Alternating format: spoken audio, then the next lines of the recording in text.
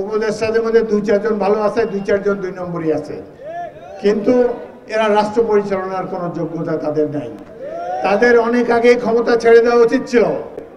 গত 1.5 বছর একটা সরকার ছিল, অন্তর্বর্তীকালীন সরকার।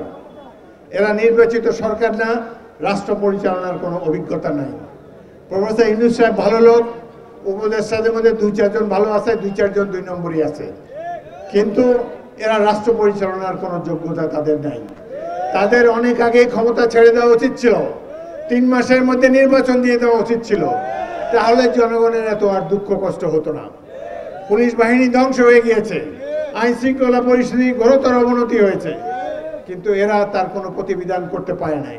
পত্রিকা খুললেই দেখবেন কয় টুকরা করে ড্রামে ভরে মানুষকে হত্যা করে রাজপথে বিছিয়ে দিয়ে যাচ্ছে। আমরা এই ধরনের বাংলাদেশ দেখতে চাই না। গণতন্ত্রের জন্য যুদ্ধ করেছিলাম 71 সালে, সেই গণতন্ত্র আজও প্রতিষ্ঠিত হয় নাই। এই দেশকে ধ্বংস করেছে আওয়ামী লীগ, তাদের দল। টানা তৃতীয়বার অর্জন করেছে দেশের সেরা সুপার ব্র্যান্ড স্বীকৃতি বসুন্ধরা টিস্যু।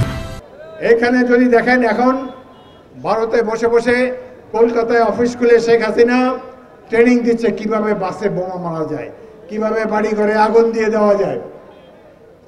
আপনাদের কাছে অনুরোধ রইল, আওয়ামী লীগের কোনো সন্ত্রাসীকে যদি পান, ধরে সাথে সাথে পুলিশের কাছে সমর্থন করে দেবেন।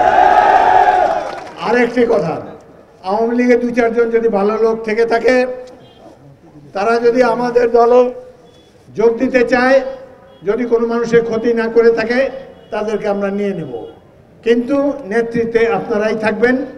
আমাদের দলকে আরো বড় করতে হবে। আমরা যদি না নেই, এগুলো অন্য দলে যোগ দিবে, আমাদের বিরুদ্ধে ভোট দিবে, ধানের শীষের বিরুদ্ধে ভোট দিবে। সুতরাং ভালো লোক আমরা নিতে চাই।